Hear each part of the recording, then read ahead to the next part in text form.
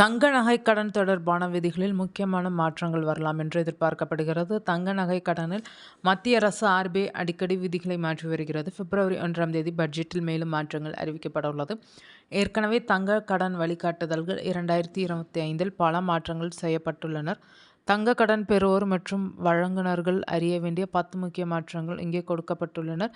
பிப்ரவரி 1ஆம் தேதி முதல் இதில் மேலும் பல மாற்றங்கள் செய்யப்படலாம். இந்திய ரிசர்வ் வங்கி தங்க கடன்களுக்கான புதிய வழிகாட்டுதல்களை வெளியிட்டது. தங்க கடன்களின் லோன் டு வேல்யூ விகிதங்கள், மதிப்பீடு, அடமான விதிகள், ஏல நடைமுறைகள் மற்றும் டிஜிட்டல் செயலாக்கம் என பல அம்சங்களிலும் இவை மாற்றங்களை கொண்டு வருகின்றனர். கடன் வாங்குபவர்கள் மற்றும் கடன் வழங்குநர்கள் இருவருக்கும் முக்கியத்துவம் வாய்ந்த 10 விதிகள் இந்த வீடியோவில் பார்க்கலாம். தங்க கடன்களின் லோன் டு வேல்யூ விகிதங்கள்.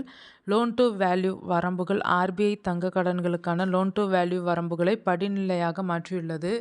இனி 2.5 லட்சம் வரையிலான கடன்களுக்கு 85% லோன் டு வேல்யூ, 2.5 லட்சம் முதல் 5 லட்சம் வரையிலான கடன்களுக்கு 80% லோன் டு வேல்யூ மற்றும் 5 லட்சத்திற்கு மேற்பட்ட கடன்களுக்கு 75% லோன் டு வேல்யூ என நிர்ணயம் செய்யப்பட்டுள்ளது. இது சிறிய கடன்கள் எளிதில் கிடைக்க உதவுவதோடு அதிக மதிப்புள்ள கடன்களுக்கு எச்சரிக்கையான அணுகுமுறையை உறுதி செய்யும். சீரான தங்க மதிப்பீடு. தங்க கடன்களுக்கான மதிப்பு நிர்ணயம் மற்றும் தூய்மை சோதனை முறைகள் சீரமைக்கப்பட்டுள்ளனர். பிஏஎஸ் சான்றளிக்கப்பட்ட தூய்மை சோதனை முறைகள் கட்டாயமாக்கப்பட்டுள்ளனர். இது தங்க கடன் மதிப்பீட்டில் வெளிப்படைத்தன்மையும் நியாயத்தையும் உறுதி செய்கிறது. இதனால் குறைவான மதிப்பீடு மற்றும் சர்ச்சைகள் தவிர்க்கப்படும். ஒரே மாதிரியான அடமானம் மற்றும் தகுதி விதிகள். அடமானமாக ஏற்றுக்கொள்ளப்படும் தங்கத்தின் வகை மற்றும் தகுதி தொடர்பான விதிகள் சீரமைக்கப்பட்டுள்ளனர். இனிமேல் தங்க நகைகள், ஆபரணங்கள் மற்றும் வங்கிகளால் அச்சிடப்பட்ட குறிப்பிட்ட தங்க நாணயங்கள் மட்டுமே அடமானமாக ஏற்கப்படும். தங்கம் கட்டிகள் அல்லது கோல்டு ETF-கள் லோன் எடுக்க அனுமதிக்கப்படாது. இந்த விதி வணிகத்திற்கான கடன்களை குறைத்து கடன் வழங்குநர்கள் அபாயங்களை நிர்வகிக்க உதவும். வெளிப்படையான தங்க ஏல விதிகள். கடன் தவணையை செலுத்த தவறினால் தங்கத்தை ஏலமிடுவதற்கான நடைமுறைகள் வெளிப்படையானதாக இருக்க வேண்டும் என ஆர்பிஐ வலியுறுத்தியுள்ளது. கடன் வழங்குநர்கள் முன்னறிவிப்பு வழங்குவதோடு வெளிப்படையான ஏல நடைமுறைகளையும் பின்பற்ற வேண்டும். குறைந்தபட்ச ஏல விலையை நிர்ணயிக்கும் ரிசர்வ் விலை விதிகளும் இதில் அடங்கும். ஏலத்தில் கிடைக்கும் கூடுதல் தொகை கடன் பெற்றவர்களுக்கு விரைவாக திருப்பித் தரப்பட வேண்டும். இதன் மூலம் கடன் பெறுபவர்களின் பாதுகாப்பு உறுதி செய்யப்படுவதுடன் கட்டாய ஏலங்களில் ஏற்படும் இழப்புகளும் குறையும். தாமத இழப்பீடு. முழு கடன் தொகையையும் செலுத்திய பிறகு அடமானம் வைக்கப்பட்ட தங்கத்தை திருப்பித் தருவதில் கடன் வழங்குநர்கள் தாமதித்தால் அவர்களுக்கு இழப்பீடு வழங்க வேண்டும். உதாரணமாக, சில சந்தர்ப்பங்களில் ஒரு நாளைக்கு 5,000 போன்ற இழப்பீடுகள் செலுத்த வேண்டியிருக்கும்.